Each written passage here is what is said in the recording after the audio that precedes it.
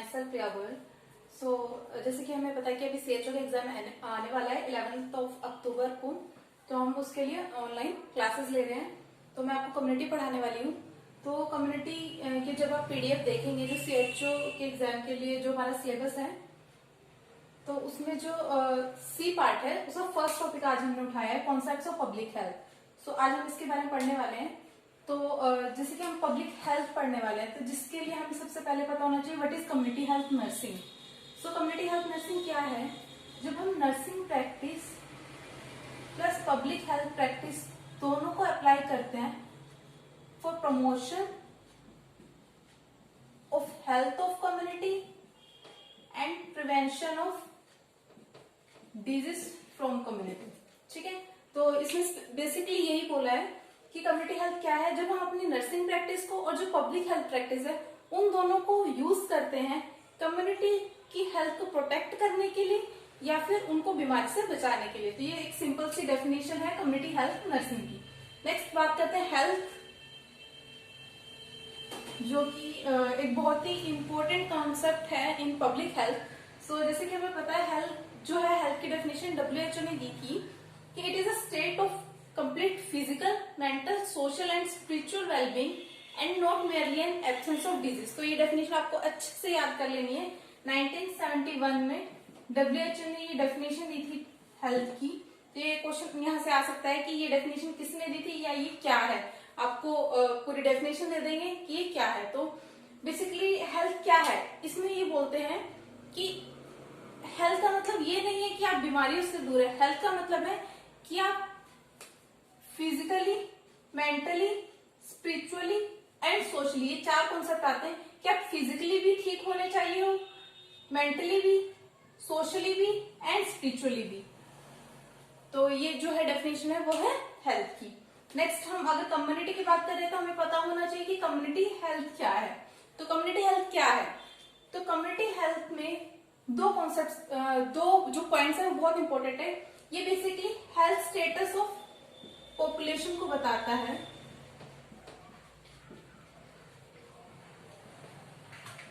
किन बेसिस पे बताएगा कि कौन से फैक्टर्स जो हैं अफेक्ट कर रहे हैं कम्युनिटी हेल्थ को। एंड सेकेंड थिंग इज कि टोटलिटी ऑफ केयर कितनी प्रोवाइड की जा रही है इन द कम्युनिटी। तो ये एक डेफिनेशन है कम्युनिटी हेल्थ की जो WHO द्वारा दी गई थी 1971। बेसिकली कि किसी भी कम्युनिटी में लोगों का हेल्थ स्टेटस कैसा है वो हमें दो चीजों से पता चलेगा कि वहां पे जो फैक्टर्स हैं हेल्थ को कैसे अफेक्ट कर रहे हैं या फिर उनको कितनी केयर प्रोवाइड की जा रही है कम्युनिटी में। तो ये बात हो गई किसकी? कम्युनिटी हेल्थ की। नेक्स्ट हम बात करते हैं डायमेंशंस एंड डिटर्मिनेंट्स की। तो ये दोनों डिफरेंट टर्म्स है, ये ज्यादा कम्युनिटी में नहीं पूछते बट फिर भी हमें एक बार अगर हम पढ़ रहे हैं तो पता होना चाहिए। तो डायमेंशंस क्या है? WHO बोलता है कि हेल्थ को हम किसी एक पर्सपेक्टिव में नहीं देख सकते, ये जो है मल्टी डायमेंशन है। बेसिकली वो इसको 3 डायमेंशन में बोलते हैं, फिजिकली, मेंटली एंड सोशली। ठीक है, तो उसने बोला है कि हेल्थ जो है मल्टी डायमेंशन है, जिसके इसमें 3 कॉन्सेप्ट, 3 टर्म्स में इसको डिवाइड किया, physically, mentally and socially. But अगर देखा जाए तो इसको और भी इसके डायमेंशन हम बता सकते हैं। तो इसके डायमेंशन को एक ट्रिक से हम याद कर सकते हैं, PV मैथ्स। तो क्वेश्चन आ सकता है कि इनमें से कौन सा डायमेंशन ऑफ हेल्थ नहीं है। तो याद रखना है P मतलब फिजिकल डायमेंशन, V मतलब वोकेशनल डायमेंशन, M मतलब मेंटल डायमेंशन, E मतलब एनवायरमेंटल डायमेंशन, S मतलब social dimension and next S मतलब spiritual dimension. I repeat, P physical dimension, V vocational dimension, E mental dimension, E environmental dimension, S social dimension and next S is spiritual dimension. अब हम बात करते हैं determinants की। तो सबसे पहले हमें पता होना चाहिए कि डिटर्मिनेंट्स होते क्या हैं। डिटर्मिनेंट्स वो होते हैं, डिटर्मिनेंट्स का बेसिक मीनिंग होता है फैक्टर्स, मतलब क्या जो है वो आपके हेल्थ को अफेक्ट करती है। तो बेसिकली कुछ फैक्टर्स है जो हमारे हेल्थ को अफेक्ट करते हैं। तो इसको भी हमने एक ट्रिक से याद किया है, बेशक। ठीक है, पूछ सकते हैं कि इनमें से कौन सा डिटर्मिनेंट नहीं है, ज्यादा नहीं पूछा जाता बट फिर भी हमें पता होना चाहिए। तो 20 केयर हो गए इधर, बेशक। ठीक है, तो पहले भी का मतलब होगा biological determinant, second B is behavioural and cultural जो डिटर्मिनेंट्स होते हैं, next one is environmental determinants, next one is socio economic determinant, H means health of the population, A means age of the population, and G means gender of the population. I repeat, B means biological determinant, next B is behavioral determinants, E means environmental determinants, S means socio-economic determinants, H means health status of the population, A means age of the population, and G means gender of the population. मैं इनको आपको detail में नहीं समझा रही हूँ क्योंकि इतना ज्यादा पूछा नहीं जाता, बट फिर भी आपको पता होना चाहिए। नेक्स्ट हम बात करते हैं इधर कॉन्सेप्ट ऑफ हेल्थ की। कॉन्सेप्ट ऑफ हेल्थ में हमारे 4 कॉन्सेप्ट आते हैं, biomedical concept, ecological concept, psychosocial concept and holistic concept. So बात करते हैं बायोमेडिकल कॉन्सेप्ट की। तो जैसे हमें नाम से पता चल रहा है बायो, तो हमको याद रखना बायो ऑर्गेनिज्म। सो बायो ऑर्गेनिज्म मीन्स ये बेसिकली जो है हमारी जर्म थ्योरी जो है उसको डिफाइन करता है। जब इनिशियली कॉन्सेप्ट ऑफ हेल्थ दिया गया तो इस कॉन्सेप्ट को डिफाइन किया गया था कि किसी भी डिजीज को प्रोड्यूस करने के लिए बायोमेडिकल कॉन्सेप्ट जो इम्पोर्टेंट होता है। इसका मतलब ये कहना चाहता है कि अगर किसी को कोई डिजीज होती है तो उसके लिए कोई एजेंट रिस्पॉन्सिबल होता है। सिंपल सी बात है कि किसी एजेंट की वजह से डिजीज होती है, सिंपली ये बायोमेडिकल कॉन्सेप्ट है। जो हमारी हेल्थ है वो इफेक्ट होगी किसकी वजह से, माइक्रो ऑर्गेनिज्म की वजह से। नेक्स्ट बात करते हैं इकोलॉजिकल। इकोलॉजिकल याद रखना, इकोलॉजिकल ई से स्टार्ट हो रहा है, मीन्स एनवायरमेंटल। ये कहना चाहते हैं कि जो पर्सन है उसकी हेल्थ जो है एनवायरमेंट पे डिपेंड करती है। इन्होंने एक फ्रेज दिया था, imperfect man imperfect environment, means अगर मैन परफेक्ट नहीं होगा, क्यों? क्योंकि उसका एनवायरमेंट परफेक्ट नहीं है। तो ये जो है कॉन्सेप्ट इकोलॉजिकल कॉन्सेप्ट है। नेक्स्ट बात करते हैं साइको सोशल कॉन्सेप्ट। सो जैसे कि हमें नाम से पता चल रहा है साइको प्लस सोशल, मीन्स इसमें इन्होंने 2 फैक्टर्स के बारे में बताया है कि जो हमारी हेल्थ है वो अफेक्ट होती है किससे, साइकोलॉजिकल वेलबींग से। अगर हमारी साइकोलॉजिकल वेलबींग में कुछ भी डिस्टर्बेंस आती है या फिर सोशल डिस्फंक्शन हो, इन दोनों की वजह से जो है हमारी हेल्थ डिस्टर्ब होती है। तो ये बताया गया था किसके तरह, साइको सोशल कॉन्सेप्ट के तरह। Next one is a holistic concept. जो हम आजकल यूज करते हैं वो होलिस्टिक कॉन्सेप्ट है, जिसमें इन तीनों के बारे में बोला गया कि biomedical plus ecological plus psycho social, ये तीनों मिलकर हमारी हेल्थ को अफेक्ट कर रहे हैं। सो आजकल हम ये कॉन्सेप्ट यूज कर रहे हैं, तो this is the holistic concept. Okay fine. Next हम बात करते हैं अप्रोचेस ऑफ सीएचएन की। तो जैसे कि जब कम्युनिटी हेल्थ नर्स जो है फील्ड में काम करती है तो उसको क्या क्या अप्रोचेस यूज करने चाहिए। तो सबसे फर्स्ट अप्रोच होती है पर्सुएसिव अप्रोच। ये बहुत ही ज्यादा इंपॉर्टेंट है, कई बार क्वेश्चन पूछ लिए जाते हैं कि पर्सुएसिव अप्रोच का मतलब क्या है।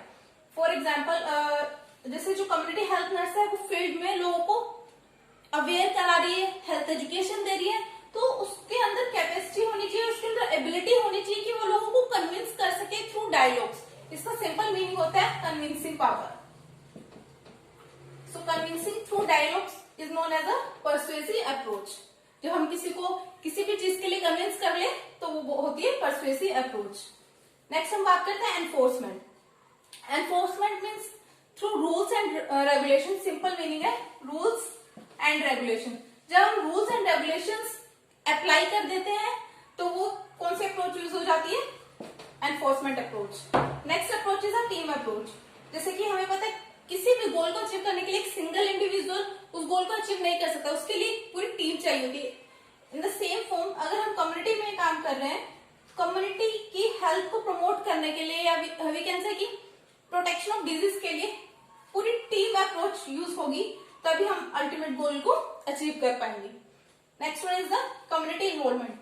कम्युनिटी इन्वॉल्वमेंट का मतलब ये है कि अगर हम उनको कुछ भी बता रहे हैं फॉर किसी भी चीज को अवॉइड करना है, किसी चीज को प्रमोट करना है, तो हमें कम्युनिटी को इन्वॉल्व करना पड़ेगा, तभी उनका इंटरेस्ट आएगा और वो हमारी चीज को समझेंगे। तो community involvement is very very important.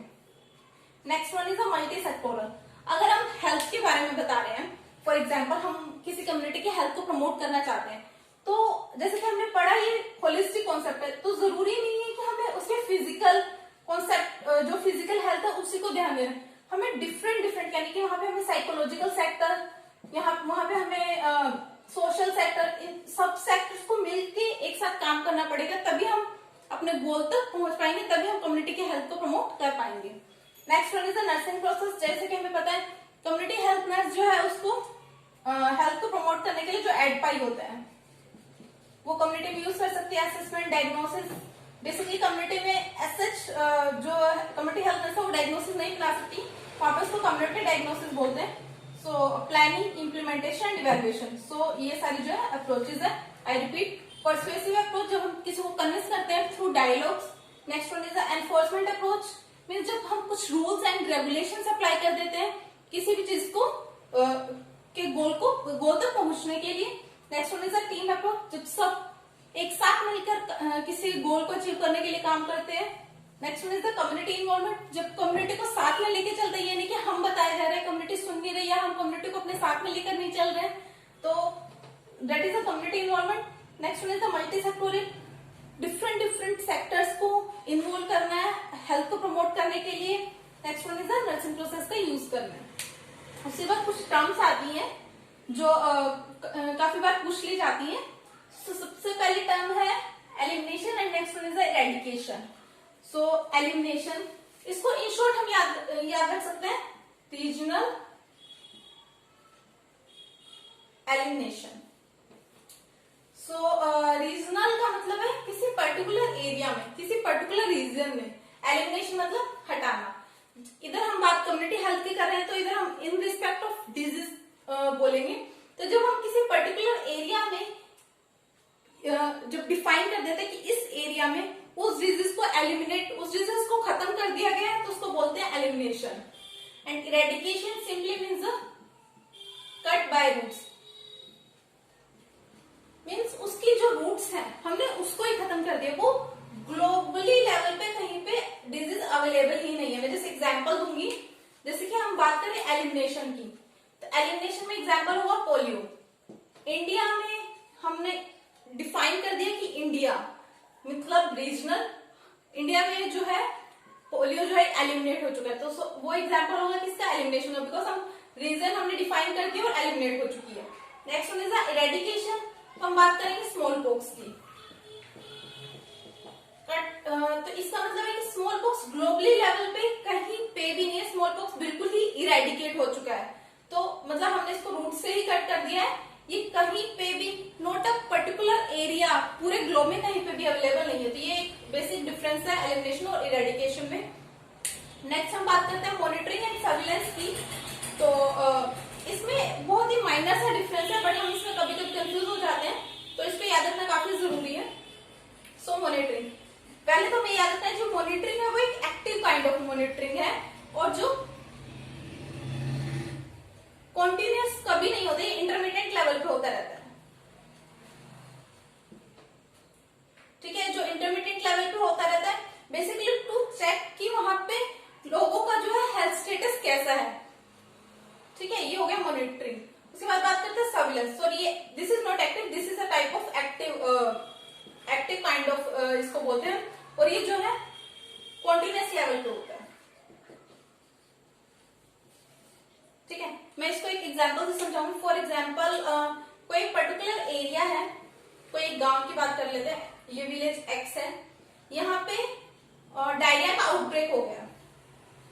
ठीक है, यहाँ पे डायरिया का आउटब्रेक हो गया, तो हम कुछ दिनों के लिए जो डायरिया के लिए हम करेंगे दैट इज अ सर्विलेंस, क्योंकि वहां पे हमें इमीडिएट हेल्थ कुछ सॉल्यूशन करना पड़ेगा, कुछ इंटरवेंशन देनी पड़ेगी, तो उसको बोलते हैं सर्विलेंस। बिकॉज हमें एक्टिव वहां पे इंटरवेंशन करने की जरूरत होगी, वहां पे डेली मॉनिटरिंग करने की जरूरत होगी कि जो केसेस है वो ज्यादा बढ़ तो नहीं रहे। और बात करें मॉनिटरिंग की, तो इस जो ये ए विलेज है, यहाँ पे लोगों का हेल्थ स्टेटस कैसा है, यहाँ पे कितने लोग बीमार होते हैं in the form of like कौन सा एज सबसे ज्यादा सफर करता है, कौन से डिजीज ज्यादा है। अगर हम इसको बात करें तो ये होगा मॉनिटरिंग। ये हम डेली नहीं करते, ये इंटरमिटेंट थोड़े थोड़े टाइम बाद की जाती है। तो ये बेसिकली टाइप ऑफ एनालिसिस होते हैं। ये बेसिक सा डिफरेंस है। मैं दोबारा रिपीट कर देती हूँ। Monitoring and surveillance. मॉनिटरिंग की बात करें तो ये जो है थोड़े थोड़े टाइम बाद किया जाता है, मीन्स ये इंटरमिटेंट होता है, एपिसोडिक होता है, और इसमें बेसिकली हम हेल्थ स्टेटस ऑफ पॉपुलेशन को चेक करते हैं। जबकि जो सर्विलेंस होता है ये एक्टिव काइंड ऑफ इंटरवेंशन होता है। इसके अंदर हम इमीडिएटली जब किसी हेल्थ सॉल्यूशन की जरूरत होती है तब हम सर्विलेंस करते हैं। ओके,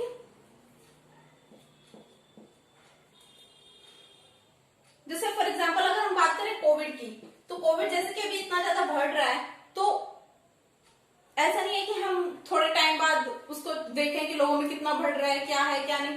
तो अभी कोविड के लिए जो हो रहा है वो है surveillance.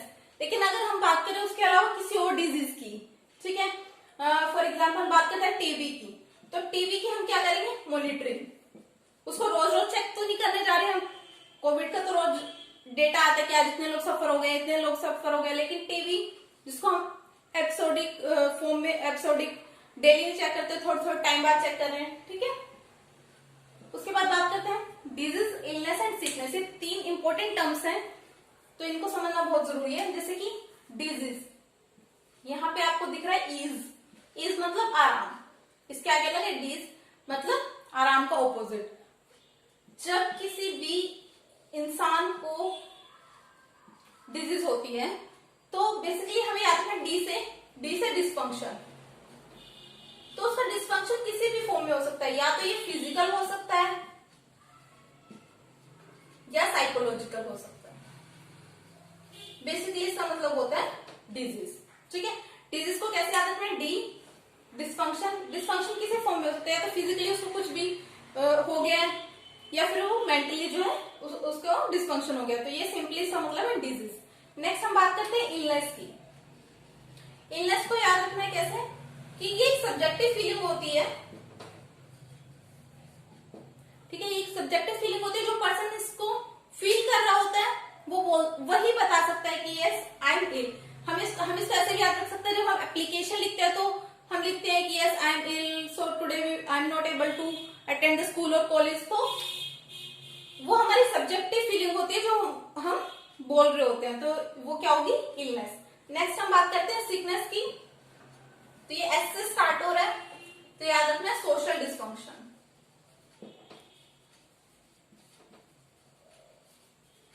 Okay, social dysfunction means due to the illness और डिजीज, अगर कोई भी पर्सन जो उसका सोशल रोल है इन कम्युनिटी वो पूरा नहीं कर पाता है, तो उसको हम क्या बोलेंगे, सिकनेस, ठीक है। मैं एक बार क्विक रिवीजन करा देती हूँ। सबसे पहले हमने कम्युनिटी हेल्थ नर्सिंग की डेफिनेशन पढ़ी, देन हेल्थ की डेफिनेशन पढ़ी जो WHO के द्वारा दी गई थी, देन हमने कम्युनिटी हेल्थ की डेफिनेशन पढ़ी, देन डायमेंशंस पढ़े। डायमेंशन में हमने याद रखा उसको पीबी मैथ्स ट्रिक से, P physical dimension, B vocational dimension, M mental dimension, E environmental dimension, S social dimension and next S is spiritual dimension. Then हमने याद रखा डिटर्मिनेंट्स मींस जो फैक्टर्स अफेक्ट करते हैं हेल्थ को, तो उसको हमने ट्रिक से याद रखा, बेशक biological, behavioural, economical, socio environmental, sorry, not economical, environmental, then socio-cultural, then health status of the population, then age of the population, gender of the population. उसके बाद हमने बात की कॉन्सेप्ट ऑफ हेल्थ की। तो बेसिकली 4 कॉन्सेप्ट थे, biomedical concept, ecological concept, psychosocial concept and holistic concept. Biomedical concept में क्या है, बेसिकली बायो ऑर्गेनिज्म, यानी कि कोई भी माइक्रो ऑर्गेनिज्म रिस्पॉन्सिबल होता है डिजीज को कॉज करने के लिए, जो इसको बेसिकली डिफाइन किया गया था जर्म थ्योरी के द्वारा। नेक्स्ट है इकोलॉजिकल, जैसे ई से स्टार्ट हो रहा था, मीन्स एनवायरमेंटल, मतलब किसी भी पर्सन का एनवायरमेंट खराब हुआ तो पर्सन की हेल्थ भी खराब होगी, इसमें ये बोला गया था। नेक्स्ट इज द साइकोसोशल, ये 2 चीजों से बन रहा है, साइको प्लस सोशल, मीन्स किसी भी पर्सन की हेल्थ को अफेक्ट करने के लिए 2 फैक्टर्स रिस्पॉन्सिबल होते हैं, या तो साइकोलॉजिकल फैक्टर्स हो सकते हैं या सोशल फैक्टर्स हो सकते हैं। नेक्स्ट हम बात करते हैं होलिस्टिक। होलिस्टिक का मतलब होता है एज अ होल, मीन्स जब ये तीनों फैक्टर्स मिल जाते हैं और हेल्थ को अफेक्ट करते हैं तो उसको बोलते हैं होलिस्टिक कॉन्सेप्ट। नेक्स्ट हम बात करते हैं अप्रोचेस ऑफ CHN। तो फर्स्ट हमने याद की परसुएसिव अप्रोच, मीन्स जब हम किसी को कन्विंस करते हैं थ्रू डायलॉग कम्युनिटी पीपल को, तो एक जो कन्विंसिंग पावर या कन्विंसिंग कैपेसिटी हम कह सकते हैं उसको बोलते हैं persuasive approach. Next one is the enforcement, means जब हम रूल्स एंड रेगुलेशंस के थ्रू जो लोगों को अप्रोच करते हैं, that is the enforcement approach team. जब एक साथ मिलकर सब काम करते हैं। कम्युनिटी इन्वॉल्वमेंट, जब हम कम्युनिटी पीपल को खुद इन्वॉल्व करते हैं। Then multi sectoral, different different sectors मिलकर काम करते हैं। Then nursing process. उसके बाद बात करते हैं डिजीज एलिमिनेशन और इरेडिकेशन की। एलिमिनेशन मीन्स जब हम किसी पर्टिकुलर एरिया से किसी डिजीज को हटाना चाह रहे हैं तो वो एलिमिनेशन होगी। इरेडिकेशन मीन्स जब हम एरिया को रिस्ट्रिक्ट ही ना करें, पूरे ग्लोबल लेवल पे वो डिजीज जो है खत्म हो जाए, तो वो क्या होती है? इरेडिकेशन। नेक्स्ट हम बात करते हैं मॉनिटरिंग एंड सर्विलेंस। इसमें बहुत ही माइनर सा डिफरेंस है। अगर कोई इशू है जिसको इमीडिएट या फिर कॉन्टिन्यूस लेवल पे इंटरवेंशन की जरूरत है तो वो सर्विलेंस होगा। लेकिन अगर किसी को इमीडिएट लेवल पे या कॉन्टिन्यूस इंटरवेंशन की जरूरत नहीं है, जब हम एपिसोडिक कोई चीज को एनालाइज करते हैं to check the health status of population, तो वो होता है मॉनिटरिंग। नेक्स्ट हम बात करते हैं 3 टर्म्स है जो बहुत इंपॉर्टेंट है, disease, illness and sickness. So disease जैसे कि नाम से पता चल रहा है, इज मतलब आराम, डिस मतलब उसका ऑपोजिट हो जाएगा, तो डी से याद रखना है। डिजीज मतलब डिसफंक्शन। जब dysfunction in the form of physical हो या साइकोलॉजिकल हो तो उसको बोलते हैं disease. Next one is the illness. ये जो है किसी पर्सन की सब्जेक्टिव फीलिंग होती है जब वो बोलते हैं कि आई एम नॉट इल और आई एम इल, तो ये हो गया illness. Next one is the sickness. तो सिकनेस जो है एस से स्टार्ट हो रहा है, और तो हमें याद रखना है social dysfunction due to disease या इलनेस। जब कोई पर्सन अपना सोशल रोल जो है फुलफिल नहीं कर पाता तो उसको बोलते हैं सोशल डिस्फंक्शन। सो अब हम बात करेंगे कॉन्सेप्ट ऑफ पोजीशन की, नेचुरल हिस्ट्री ऑफ डिजीज की and the counselling options for the stage of changes. तो कॉन्सेप्ट ऑफ पोजीशन में क्या बात करेंगे कि कोई डिजीज है वो कैसे कोज होती है, तो उसके लिए काफी थ्योरीज और मॉडल्स दिए गए थे। थ्योरीज बोल सकते हैं या मॉडल्स बोल सकते हैं, जो कि बहुत ही इंपॉर्टेंट है, ये सब पूछे जाते हैं एग्जाम में। Next one is the natural history of disease. तो इसके कुछ स्टेजेस हैं कि डिजीज कैसे कैसे प्रोग्रेस होती है। उसके बाद बात करेंगे counselling options for stages of changes. मतलब जैसे कि हमें पता है हेल्थ एजुकेशन जो है we can say it is a backbone of community, क्योंकि जब तक हम कम्युनिटी बेसिकली अवेयर नहीं होती काफी सारी चीजों के बारे में, तो जब तक हम उसको हेल्थ एजुकेशन प्रोवाइड नहीं करेंगे तो चेंजेस लाना बहुत मुश्किल हो जाता है। तो कैसे कैसे हम किसी भी कम्युनिटी को पर्टिकुलर गोल के लिए प्रिपेयर कर सकते हैं, उसको एडवाइस कर सकते हैं कि हाँ आप ये चीजें करो, तो उसमें कुछ स्टेजेस आती है, तो इसके बारे में पढ़ेंगे। तो ये तीनों टॉपिक जो है बहुत ज्यादा इंपॉर्टेंट है, तो इनको याद रखना है। सो फर्स्ट हम बात करते हैं जर्म थ्योरी की, ठीक है। जैसे कि जर्म थ्योरी अभी हमने पीछे भी पढ़ी थी जब हमने बायोमेडिकल कॉन्सेप्ट पढ़ा था। तो यहाँ पे जर्म थ्योरी का मतलब होता है कि बेसिकली फर्स्ट तो ये बताता है 1-to-1 रिलेशनशिप, ठीक है। अकॉर्डिंग टू जर्म थ्योरी, ये जब शुरू में सबसे पहले जब डिजीज की कोजेशन को एक्सप्लेन किया जा रहा था तो सबसे पहले जर्म थ्योरी दी गई थी। इसमें बोला गया था कि ये एक पर्सन है, ठीक है, इसको डिजीज हो गई है, इसके लिए कौन रिस्पॉन्सिबल है? कोई भी माइक्रो ऑर्गेनिज्म बोल सकता है या इसको एजेंट बोल सकते हैं। सिंपल सा इसने बोला है कि किसी भी पर्सन को अगर कोई डिजीज होती है तो उसके लिए माइक्रो ऑर्गेनिज्म या फिर हम उसको एजेंट बोलते हैं, वो रिस्पॉन्सिबल होता है। ये सिंपल है जर्म थ्योरी। नेक्स्ट बात करते हैं एपिडेमियोलॉजिकल ट्राइड, ठीक है। तो एपिडेमियोलॉजिकल ट्राइड की बात करते हैं, ट्राइड का मतलब होता है 3। तो इसमें एपिडेमियोलॉजिकल ट्राइड में 3 चीजों के बारे में बताया गया जिसको हम कैसे याद कर सकते हैं, एजेंट, होस्ट एंड एनवायरमेंट, ठीक है। इन्होंने बोला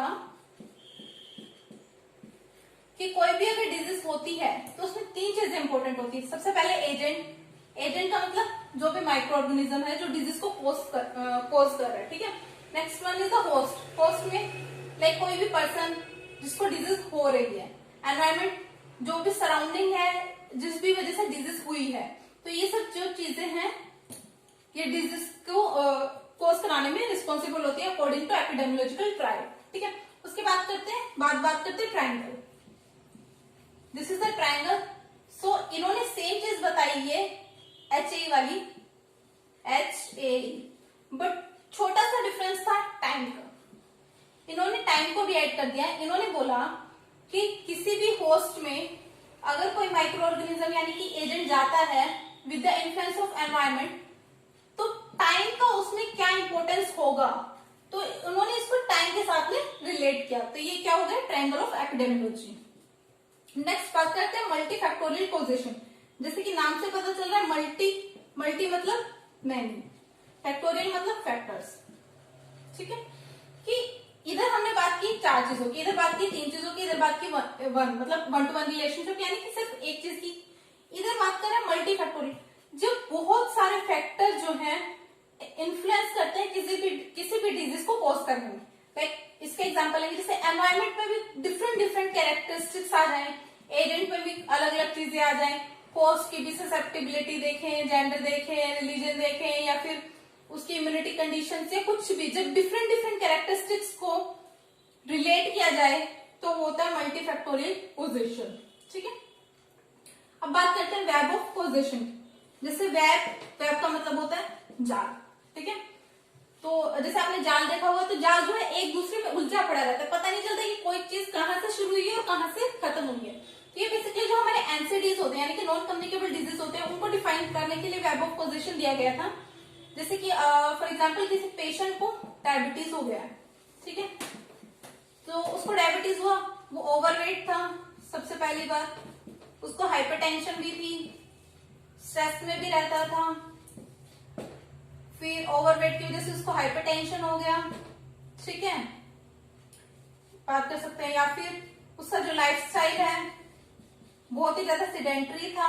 ठीक है, तो ये सारी चीजें जब एक दूसरे में, कह सकते हैं स्ट्रेस की वजह से उसका हाइपरटेंशन हो गया या वेट की वजह से, जब ये सारी चीजें एक दूसरे से इंटरलिंक होती हैं और अल्टीमेटली ये क्या कॉज कर रही है, डायबिटीज, तो इसको बोलते हैं वेब ऑफ कॉजेशन। जब आपको नहीं पता चले कि पर्टिकुलर डायबिटीज को कॉज करने के लिए कोई एक सिंगल फैक्टर रिस्पॉन्सिबल हो, यहाँ से ओवरवेट से उसको हाइपरटेंशन हुआ, या फिर स्ट्रेस से हाइपरटेंशन हुआ, लाइफस्टाइल किसको क्या इफेक्ट कर रहा है, तो बहुत सारी चीजें एक दूसरे में मिल जाती हैं, तो ये होता है वेब ऑफ कॉजेशन। ठीक है, तो मैं इसको एक बार दोबारा रिपीट करूंगी। सबसे पहले हमने पढ़ा जर्म थ्योरी, तो जर्म थ्योरी जो है छोटा सा नाम है, तो याद रखना 1 to 1 रिलेशनशिप बताता है, किसी भी पर्सन को डिजीज कॉज करने के लिए सिर्फ माइक्रो ऑर्गेनिज्म रिस्पॉन्सिबल होता है, जिसको हम एजेंट भी बोलते हैं। नेक्स्ट हम बात करेंगे एपिडेमियोलॉजिकल ट्राइड से याद रखना 3 चीजें आएंगी, HAE से याद रखेंगे एजेंट, कॉज एंड एनवायरमेंट। इन्होंने बोला कि 3 चीजें रिस्पॉन्सिबल होती है जब किसी भी पर्सन को डिजीज होती है, एजेंट, कॉज एंड एनवायरमेंट। फिर बात करते हैं ट्रायंगल ऑफ एपिडेमियोलॉजी की, तो सेम इन्होंने ट्राइड या फिर इसको याद रखते हैं ट्राइड प्लस 10 टी स्क्वायर। इन्होंने जब उसको ट्राइड को, जो हमने ऊपर HAE पढ़ा, उसको टाइम के साथ रिलेट कर दिया, तो वो क्या बन गया, ट्रायंगल ऑफ एपिडेमियोलॉजी। नेक्स्ट बात करते हैं मल्टीफैक्टोरियल कॉजेशन की। मल्टीफैक्टोरियल मतलब जब बहुत सारे फैक्टर्स मिलकर डिजीज कॉज करते हैं, तो उसको बोलते हैं मल्टीफैक्टोरियल कॉज। ठीक है, नेक्स्ट हम बात करते हैं वेब ऑफ कॉजेशन की, तो जब बहुत सारे फैक्टर्स मिलके इंटरलिंक हो जाए और एक पर्टिकुलर डिजीज को कॉज करें और हमें पता ना चले कि उसका पॉजिटिव फैक्टर क्या है, तो वो होता है वेब ऑफ कॉजेशन। ठीक है, नेक्स्ट हम बात करते हैं नेचुरल हिस्ट्री ऑफ डिजीज की। ठीक है, तो इसके अंदर 5 स्टेजेस है, ये बहुत ही इंपॉर्टेंट है। 5 स्टेजेस है, stage of susceptibility, stage of pre symptomatic, stage of clinical diagnosis, clinical disease sorry, stage of termination and stage of sequelae. ठीक है, सबसे पहले बात करते हैं stage of susceptibility. Susceptibility means जिस भी पर्सन को डिजीज होनी है, ठीक है, वो in the form of like हम बात कर सकते हैं फिजिकल, कि उसका वेट, हाइट, या फिर उसको कोई डिजीज है, in the form of gender, वो कितना रिस्क पे है, ससेप्टिबल है, मतलब कितना उसको डिजीज होने के चांसेस है, तो ये सारी चीजें किसमें आती है, स्टेज ऑफ ससेप्टिबिलिटी में। यहाँ पे उसको जो है डिजीज नहीं हुई होती, ये चीज हमें याद रखनी। स्टेज ऑफ ससेप्टिबिलिटी में जो पर्सन है उसको डिजीज नहीं हुई होती। ठीक है, stage of pre symptomatic phase. Pre symptomatic phase क्या होता है कि पर्सन को ड्यू टू उसकी वो बहुत ज्यादा ससेप्टिबल था किसी भी डिजीज के लिए, उसको डिजीज हो गई, बट उसके अंदर साइन एंड सिम्टम्स अभी तक नहीं आए। प्री सिम्टोमेटिक, सिम्टोमेटिक मतलब सिम्टम्स, प्री मतलब पहले, अभी उसके अंदर सिम्टम्स नहीं आए, तो ये कौन सी फेज होगी, pre symptomatic. Next one is the clinical disease. नाम से पता चल रहा है क्लिनिकल डिजीज मतलब यहाँ पे पर्सन जो है साइन एंड सिम्टम्स से सफर करेगा, उसको जो क्लिनिकल साइंस है किसी पर्टिकुलर डिजीज के आने शुरू हो जाएंगे। नेक्स्ट बात करते हैं टर्मिनेशन की। जब कोई एक डिजीज स्टार्ट होती है तो वो खत्म भी होती है, तो यहाँ पे क्या होगा, उसका टर्मिनेशन हो जाएगा डिजीज का। अभी टर्मिनेशन 3 टर्म्स में हो सकता है, या तो जो पर्सन है फुल्ली रिकवर हो गया, कोई कॉम्प्लिकेशन नहीं है, ठीक है, फुल्ली रिकवर है। नेक्स्ट वन, उसकी डेथ हो गई, या फिर नेक्स्ट चीज क्या होती है कि उसकी जो है रिकवरी तो हो गई बट उसको कुछ सिक्वेली रह गया। अब बात करते हैं सिक्वेली क्या होता है, ये नेक्स्ट स्टेज हमारी स्टेज ऑफ सिक्वेली, ठीक है। ये बेसिकली क्या होता है कि जब कोई डिजीज होती है तो वो उस लेवल पे चली जाती है कि उस पर्सन को डिसेबिलिटी हो जाती है, तो वो स्टेज ऑफ सिक्वेली के अंदर आते हैं। इसमें हम 4 चीजें पढ़ते हैं सीक्वेंस। सबसे पहले तो आपको याद रखनी है, डिड से मैंने याद किया DIDH, disease, impairment, disability and handicap, ठीक है। तो सबसे पहले बात करते हैं हम डिजीज की, ठीक है। जैसे कि हमने पढ़ा था कि डिजीज क्या है, डिजीज कोई भी फिजिकल और साइकोलॉजिकल डिसफंक्शन है, ठीक है। उसके बाद बात करते हैं इम्पेयरमेंट। ड्यू टू डिजीज, अगर पर्सन को कुछ भी इम्पेयरमेंट हो जाती है, कुछ भी लाइक नॉर्मल फंक्शन, नॉर्मल से हटके कुछ उसका इम्पेयरमेंट चीजें हो जा रही है तो उसको बोलते हैं impairment. Next one is the disability, ठीक है। ड्यू टू इस इम्पेयरमेंट की वजह से जो नॉर्मल पीपल हैं और जो डिजीज पीपल हैं उन दोनों में क्या डिफरेंस होगा, जो उसके जो नॉर्मल ग्रुप के लोग हैं वो काम कर पा रहे हैं बट जो डिजीज पर्सन है वो काम नहीं कर पा रहा, ठीक है, तो वो क्या होगा, disability. Next one is the handicap. Handicap मतलब इसको हम सोशल टर्म्स में देखते हैं, इन तीनों की वजह से वो पर्सन जो अपना सोशल जो उसका फंक्शन है वो नहीं कर पा रहा तो उसको बोलते हैं हैंडीकैप। क्या बोलते हैं, हैंडीकैप। जैसे कि मैं आपको एग्जांपल दूंगी। सबसे पहले एक पर्सन है, उसका एक्सीडेंट हो गया, ठीक है। एक्सीडेंट की वजह से क्या हुआ, उसका लॉस ऑफ फुट हो गया, उसका पैर जो है चला गया। अब पैर उसके पास है नहीं तो उसकी वजह से क्या होगा, वॉकिंग जो है वो चल नहीं पाएगा। अब वो चल नहीं पाएगा तो क्या होगा, अल्टीमेटली अनएम्प्लॉयमेंट हो जाएगा। तो इसका समझते कैसे हैं, डिड हमने याद किया DIDH, ठीक है। एक्सीडेंट ये एक तरीके क्या है, डिजीज है, फिजिकल या साइकोलॉजिकल कोई डिसफंक्शन हो गया पर्सन को, इस डिजीज की वजह से इम्पेयरमेंट क्या हुई, उसका पैर चला गया। अब इम्पेयरमेंट, अब उसके पास फुट तो है नहीं जिसकी वजह से क्या होगा, वॉकिंग, ठीक, वॉकिंग जो है वो नहीं कर पाएगा। जो नॉर्मल उसकी एज ग्रुप के लोग हैं, जो नॉर्मल उस सिनेरियो के लोग हैं वो वॉकिंग कर सकते हैं बट इस इम्पेयरमेंट की वजह से क्या पर्सन अब चल नहीं पाएगा, तो ये क्या हो गया, डिसेबिलिटी। अब इस डिसेबिलिटी की वजह से जो पर्सन है जो अपना काम कर रहा था, जो उसकी एम्प्लॉयमेंट थी वो कर रहा था बट अब उसके पास पैर नहीं है तो अनएम्प्लॉयड हो गया, जो उसका सोशल रोल है वो नहीं कर पाएगा, तो ये क्या हो गया, हैंडीकैप। ओके, ठीक है। ये अब बात करते हैं हम कि counselling for stages of changes क्या होंगे, ठीक है। इसमें 5 स्टेजेस आती है, pre contemplation, contemplation, preparation, action और मेंटेनेंस, ठीक है। Pre contemplation, contemplation, preparation, action and maintenance. अब हम इसको कैसे याद करते हैं, प्री कंटेम्पलेशन, अगर आप कंटेम्पलेशन का हिंदी वर्ड ढूंढेंगे तो इसका मतलब होता है चिंतन, ठीक है। तो फॉर एग्जाम्पल कोई एक कम्युनिटी हेल्थ नर्स है, उसको कम्युनिटी में एक पर्सन मिला जो बहुत ही ज्यादा स्मोकिंग करता था, उसको क्या करना है, उसको एडवाइस करना है कि आप स्मोकिंग छोड़ दो क्योंकि इसकी वजह से आपको लॉन्ग टर्म में कैंसर होने के चांसेस है। तो वो क्या करेगी, सबसे पहले उसको अवेयर कराएगी इस रिस्क फैक्टर के बाद। प्री कंटेम्पलेशन मतलब चिंतन से पहले, चिंतन मतलब जो पर्सन है वो चिंतन करेगा, चिंतन मतलब सोच विचार करेगा, तो जो सोच विचार से पहले वाली स्टेज होगी। अब वो सोच विचार कब करेगा, जब कोई इंसान यानी कि जो कम्युनिटी हेल्थ नर्स है उसके अंदर दिमाग में चीजें डालेगी, है ना। तो प्री कंटेम्पलेशन में वो उसको बताएगी कि जो आप ये बीड़ी सिगरेट पी रहे हो इसकी वजह से आपको लंग कैंसर हो सकता है, आपको ये हो सकता है, वो हो सकता है। तो ये फेज क्या होगी, प्री कंटेम्पलेशन। देन कंटेम्पलेशन में, अब कंटेम्पलेशन जैसे मैंने बताया आपको, उसका मतलब है चिंतन। अब यहाँ पे जो है, जो पर्सन है उसको पता चला कि हाँ जो मैं बीड़ी सिगरेट पी रहा हूँ इससे मुझे लंग कैंसर हो सकता है, कम्युनिटी हेल्थ नर्स ने बताया कि उनकी डेथ हो गई, ये हो गया, वो हो गया, तो यहाँ पे वो उस चीज के बारे में सोच विचार करेगा। This is a contemplation phase. अब उसको समझ आ गया कि हाँ इससे ये हो सकता है तो मुझे ये चीज छोड़नी चाहिए। तो प्रिपरेशन, यहाँ पे जो है, जो वो पर्सन है जो कम्युनिटी हेल्थ नर्स ने उसको बताया है तो प्रिपेयर हो जाएगा कि हाँ अब मुझे स्मोकिंग जो है छोड़नी है। Next one is the action.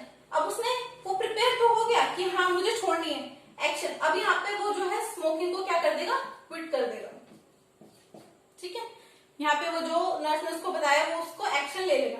Then maintenance, ठीक है। मेंटेनेंस में क्या होगा, हाँ जैसे हमें कोई भी चीज कोई बताता है, शुरू शुरू में तो हम उसको अप्लाई करते हैं, उसके बाद हम उसको अप्लाई नहीं करते। तो यहाँ पे जो कम्युनिटी हेल्थ नर्स है उसको देखना है, उसको रेगुलरली विजिट करना है। तभी बोला जाता है कि जो हेल्थ एजुकेशन की प्रिंसिपल होता है कि इट शुड बी कॉन्टिन्यूअस, ठीक है, कि जो हमने उसको बताई थी चीजें कि आपको जो सीक्रेट है उसको जो स्मोकिंग है उसको रोकना है, तो वो उसने अभी तक भी रोक रखी है कि नहीं रोक रखी, कहीं वो दोबारा पीने तो नहीं लग गया। हमें यहाँ पे उससे पूछना है कि आपको कुछ दिक्कत तो नहीं आ रही इसको छोड़ने में। अगर कुछ दिक्कत आ रही है तो उसको सॉल्यूशन देना है, उसको रेगुलरली फॉलो अप करते रहना है, ताकि जो हमने उसको गोल दिया है स्मोकिंग को क्विट करने का वो उसको अचीव कर सके।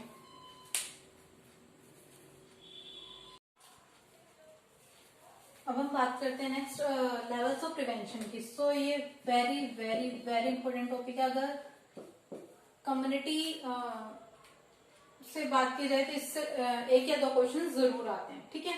तो सबसे पहले हम बात करते हैं लेवल्स ऑफ प्रिवेंशन, कितने टाइप के प्रिवेंशन होते हैं। तो इसको 4 तरीके से डिवाइड किया गया है, primordial, primary, secondary and tertiary prevention. तो इनका मतलब समझते हैं, primordial, primary, secondary and tertiary. So primordial prevention क्या होता है कि अगर कोई ऐसी कंडीशन जो हमें डिजीज की तरफ ले जा सकती है, तो वो कंडीशंस किसके अंदर आती है, प्राइमोडियल, इसके अंदर प्राइमोडियल प्रिवेंशन के अंदर, ठीक है। प्राइमरी प्रिवेंशन क्या होता है, इसके अंदर कोई स्पेसिफिक पॉजिटिव फैक्टर, उसके अंदर पॉजिटिव फैक्टर प्रेजेंट नहीं है बट इन फ्यूचर वो कर सकती है, ठीक है। प्राइमरी में क्या होता है कि अभी तुमको दिख रहा है कि वो स्पेसिफिक पॉजिटिव फैक्टर प्रेजेंट है, डिजीज अभी नहीं आई है उस इंसान के अंदर, तो ये आता है प्राइमरी प्रिवेंशन के अंदर, ठीक है। नेक्स्ट हम बात करते हैं सेकेंडरी। तो ये हमेशा अर्ली स्टेज ऑफ डिजीज में होता है, ठीक है। एंड टर्शियरी जो प्रिवेंशन होता है लेट स्टेज ऑफ डिजीज में होता है, ठीक है। उसके बाद हम बात करते हैं कि हमारा एम क्या होता है। अगर हम ये लेवल्स ऑफ प्रिवेंशन कर रहे हैं तो इसका कुछ एम तो होगा। तो जो प्राइमरी प्रिवेंशन, प्राइमोडियल प्रिवेंशन है, उसका एम होता है कि हमें उन कंडीशंस को मिनिमाइज करना है या उन हैजार्ड को मिनिमाइज करना है जो फर्दर लाइफ में डिजीज कॉज कर सकती है। तो ये इसका अल्टीमेट क्या है, एम होता है। नेक्स्ट बात करते हैं प्राइमरी प्रिवेंशन की। तो इसका एम क्या होता है कि हमें जो भी इंसिडेंट्स हो रहे हैं किसी भी डिजीज के, उसको जो है रिड्यूस करना है, ठीक है। नेक्स्ट बात करते हैं सेकेंडरी प्रिवेंशन। सेकेंडरी प्रिवेंशन क्या होता है कि हमें किसी भी डिजीज के प्रिवेलेंस को कम करना है, ठीक है। एंड टर्शियरी प्रिवेंशन का एम जो होता है कि किसी भी डिजीज की वजह से कोई भी कॉम्प्लिकेशन हो रही है, या तो हम उसे मिनिमाइज कर दें या फिर हम उसको कम कर दें, ठीक है। तो अब मैंने यहाँ पे बात की इंसिडेंस और प्रिवेलेंस की, एंड प्रिवेलेंस, ये दो टर्म आई है तो मैं इसके बारे में आपको बताना चाहूंगी कि इंसिडेंस क्या होती है।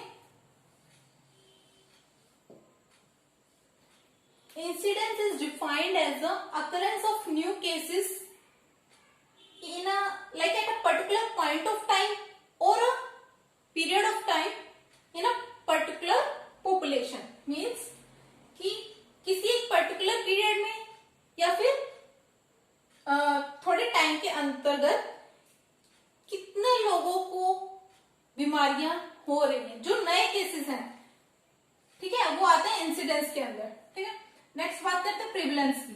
तो प्रिविलेंस क्या है, ये दोनों टर्म्स काफी बार एग्जाम में पूछी जाती है। प्रिविलेंस मीन्स जो पुराने केसेस हैं प्लस न्यू केसेस है। तो it is defined as the old and new cases, इसको हम करंट केसेस भी बोल सकते हैं। It is defined as the old and new cases occurring in a particular area for a particular point of time और a period of a time in a particular population, ठीक है। तो ये incidence of prevalence होता है, या ऐसे याद रख सकते हैं, प्रिविलेंस मतलब पुराने, ठीक है। कोई भी बीमारी है, नए केस तो आएंगे ही आएंगे, जहां पुराने केस देखने, नए केस तो न्यू केसेस तो दोनों में आएंगे, ठीक है।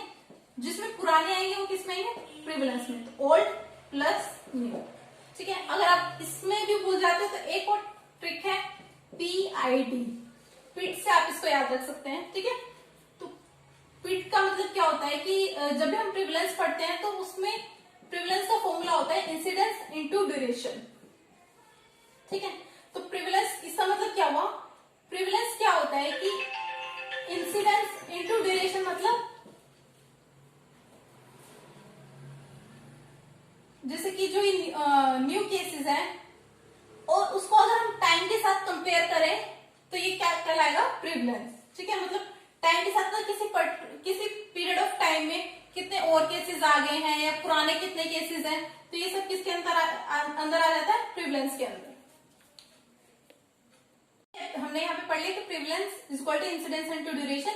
ड्यूरेशन की बात कर दी है, मतलब ओल्ड केसेस तो आएंगे ही आएंगे। इंसिडेंस में क्या होता है, न्यू केसेस होते हैं, तो जब new cases with old cases हो गए तो वो क्या हो गया हमारा, प्रिवलेंस। तो हम इसको दो चीजों से याद रख सकते हैं, न्यू केसेस दोनों में आएंगे, प्रिवलेंस मतलब पुराने केसेस, तो प्रिवलेंस में दोनों केसेस आ जाते हैं, ओल्ड एंड न्यू। अगर तब भी भूल जाते हैं तो प्रिवलेंस का फॉर्मूला होता है, पिट से याद रख सकते हैं, prevalence is equal to incidence into duration. Incidence क्या होता है, हमारे न्यू केसेस होते हैं, अगर उसको ड्यूरेशन यानी कि किसी टाइम लिमिट के साथ में जोड़ा जा रहा है, टाइम लिमिट ड्यूरेशन मतलब जो हमारे ओल्ड केसेस भी है वो भी ऐड हो गए हैं, तो वो क्या हो जाएगा, प्रिवलेंस। ठीक है, उसके बाद ये एक मैंने पिक्चर बनाया है, इसमें मैं आपको बताना चाहूंगी कि दो चीजों में हम किसी भी जो डिजीज है उसके पीरियड को डिफाइन करते हैं, period of pre pathogenesis and period of pathogenesis. मतलब क्या है, प्री पैथोजेनेसिस मतलब बीमारी होने से पहले, पैथोजेनेसिस मतलब अब उसको बीमारी हो चुकी है। इसके अंदर हम लेवल ऑफ प्रिवेंशन की बात करेंगे। तो जो पीरियड ऑफ प्री पैथोजेनेसिस होता है उसके अंदर आती है प्राइमरी प्रिवेंशन। क्यों, क्योंकि यहाँ पर अभी तक जो पर्सन है उसको जो डिजीज है वो नहीं हुई होती। ठीक है, देन पीरियड ऑफ पैथोजेनेसिस जिसके अंदर सेकेंडरी प्रिवेंशन आता है, यहाँ पे पर्सन को डिजीज हो चुकी होती है, एंड टर्शियरी प्रिवेंशन में भी जो पर्सन है उसको डिजीज हो चुकी होती है। ठीक है, ये अर्ली स्टेज ऑफ डिजीज होता है, ये लेट स्टेज ऑफ डिजीज होता है। ठीक है, उसके बाद हम पढ़ेंगे कि ये लेवल ऑफ प्रिवेंशन पढ़ ली कि हाँ ये लेवल ऑफ प्रिवेंशन है, बट इनके लिए हम जो कम्युनिटी हेल्थ नर्स है या कोई भी पर्सन है उसको क्या मोड ऑफ इंटरवेंशन यूज करने पड़ेंगे। तो 5 मोड ऑफ इंटरवेंशन होते हैं, health promotion and specific protection, early diagnosis and treatment, disability limitation and rehabilitation. ठीक है, तो प्राइमरी प्रिवेंशन के अंदर ये दो चीजें आती हैं। सबसे पहला वर्ड है प्रमोशन एंड प्रोटेक्शन, तो पी से याद रखना प्राइमरी एंड पी से ही प्रमोशन एंड प्रोटेक्शन। तो पीस केयर इस तरीके से आप याद रख सकते हैं, और अगर ऐसे भी याद नहीं रहे तो प्रमोशन हम किसी चीज का करते हैं, मतलब हेल्थ प्रमोट कर रहे हैं तो अभी तक उसको बीमारी नहीं हुई होगी, प्रोटेक्शन किस लिए कर रहे हैं ताकि बीमारी नहीं हो, तो इन दो चीजों से हम इसको याद रख सकते हैं। ठीक है, अब हेल्थ क्वेश्चन आ जाते हैं कि इम्यूनाइजेशन किस चीज का एग्जाम्पल है, या फिर अगर हम बात करें लाइफस्टाइल मॉडिफिकेशन किस चीज का एग्जाम्पल है, प्राइमरी प्रिवेंशन होगा, सेकेंडरी, ऐसे क्वेश्चन ज्यादा पूछे जाते हैं। तो हमें एक चीज याद रखनी है, जो हेल्थ प्रमोशन है उसके अंदर 4 चीजें याद रखनी है। इसको आप एल से याद रख सकते हो, मैंने इसको एल से याद किया। H means health education, E means environmental modification, N means nutritional interventions, L means lifestyle changes. I repeat, H means health education, E means environmental modification, N means nutritional intervention and L means lifestyle changes. जब भी question में आपको इन चारों से related कोई चीज बोली गई हो तो वो सीधा किस चीज को प्रमोट कर रही है, हेल्थ को, और वो किसका एग्जाम्पल होगा, प्राइमरी प्रिवेंशन का। कंफ्यूज नहीं होना है, जहां भी आपको लगे कि कोई हेल्थ एजुकेशन दे रहा है that is example of health promotion, और अल्टीमेटली क्या हो रहा है, प्राइमरी प्रिवेंशन यूज किया जा रहा है। ठीक है, अब बात करते हैं स्पेसिफिक प्रोटेक्शन। प्रोटेक्शन की बात कर रहे हैं, फॉर एग्जाम्पल हम इम्यूनाइजेशन करते हैं, जब बच्चा पैदा होता है उसको टीके लगाते हैं, किस लिए कि उसको बीमारी ना हो। ठीक है, अभी हम कोविड की बात करें, हम बात कर रहे हैं 6 फीट डिस्टेंस की, हम बात कर रहे हैं मास्क की। ठीक है, तो ये सब चीजें क्या है, हम बात कर रहे हैं हैंड हाइजीन की। ये बेसिकली प्रोटेक्शन है कि हमें बीमारी ना हो इस चीज के लिए। तो जो भी चीजें प्रोटेक्शन के लिए की जाती है वो किस चीज को डिनोट करती है, प्राइमरी प्रिवेंशन को।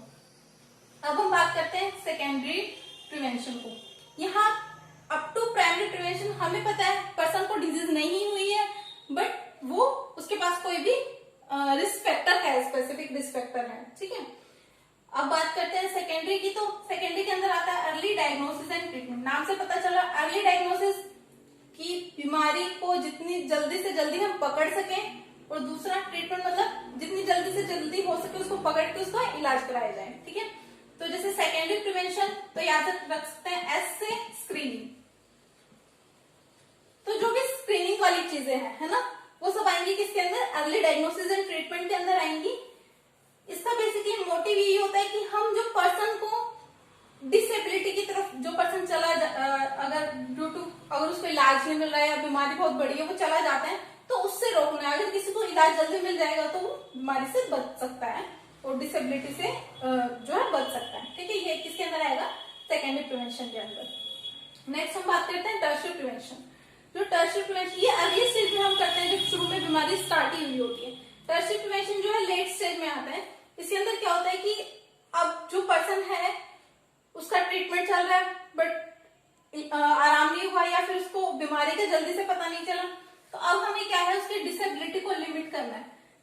ठीक है, जितनी बीमारी हो चुकी है, लेकिन अब तो उसको बीमारी ना हो, आगे तो उसको कोई कॉम्प्लिकेशन ना हो, तो इसको बोलते हैं डिसेबिलिटी लिमिटेशन। तो जो हमने पीछे देखा था डिजीज इम्पेयरमेंट, डिसेबिलिटी और हैंडीकैप, तो हमें इस प्रोग्रेशन को जो है रोकना होता है। ठीक है, तो ये डिसेबिलिटी लिमिटेशन होता है। तो जैसे फॉर एग्जांपल मैं बात करूं पोलियो की, तो किसी भी पर्सन को पोलियो ना हो तो उसके लिए हम शुरू से ही चीजें करने लग जाते हैं, उसको वैक्सीन देते हैं। ठीक है, अगर किसी को पोलियो हो भी जाता है तो उसको ट्रीटमेंट चलाया जाता है। तो ये सारी चीजें शुरू से ही हो जाती है ताकि जो पर्सन है इस लेवल पे ना पहुंचे, उसको डिसेबिलिटी ना हो, तो वो हैंडीकैप ना हो, तो इसको बोलते हैं डिसेबिलिटी लिमिटेशन। नेक्स्ट बात करते हैं रिहेबिलिटेशन। तो कभी कभी क्या होता है कि जो डिजीज है वो उसकी कॉम्प्लिकेशंस बहुत ज्यादा बढ़ जाती हैं, जो पर्सन है उसकी कहीं ना कहीं फंक्शनिंग जो है हैम्पर हो जाती है। तो रिहेबिलिटेशन का सिंपल सा मतलब होता है रिस्टोर करना। ठीक है, अब जितनी कॉम्प्लिकेशंस हो चुकी है, जितनी उसकी फिजिकल या साइकोलॉजिकल डिटेरियोरेशन हो चुकी है, अब उसके बाद हमें उसको वहां पे स्टॉप करना है या फिर उसको रिस्टोर करना है, उसको उसकी मैक्सिमम लेवल ऑफ फंक्शनिंग तक लेकर जाना है। ठीक है, किसी भी फॉर्म में हो सकती है, फिजिकल रिस्टोरेशन हो सकता है, साइकोलॉजिकल रिस्टोरेशन हो सकता है, वोकेशनल हो सकता है, सोशल हो सकता है। इसका मतलब क्या है कि फिजिकल, अगर किसी का कोई फंक्शन लाइक पैर किसी का चला गया तो हम क्या कर सकते हैं, प्रोस्थेसिस लगवा सकते हैं, उसको उसके लिए ट्रेन कर सकते हैं। अगर सोशल की बात करें तो सोशल रिहेबिलिटेशन में हम उसको दोबारा लोगों से मिलवा सकते हैं, उसमें दोबारा वो कॉन्फिडेंस डेवलप करवा सकते हैं। ठीक है, साइकोलॉजिकल उसके अंदर साइकोलॉजिकली उस पर्सन को हम स्ट्रॉन्ग कर सकते हैं। ठीक है, तो ये सब आ जाएगा साइकोलॉजिकल रिहेबिलिटेशन। सो ये आज का कॉन्सेप्ट ऑफ पब्लिक हेल्थ आज का टॉपिक था। तो आई होप आपको सब समझ आया होगा। अगर आपको वीडियो अच्छी लगी तो इसे लाइक कीजिए, शेयर कीजिए और मेरे चैनल को सब्सक्राइब कीजिए। Thank you.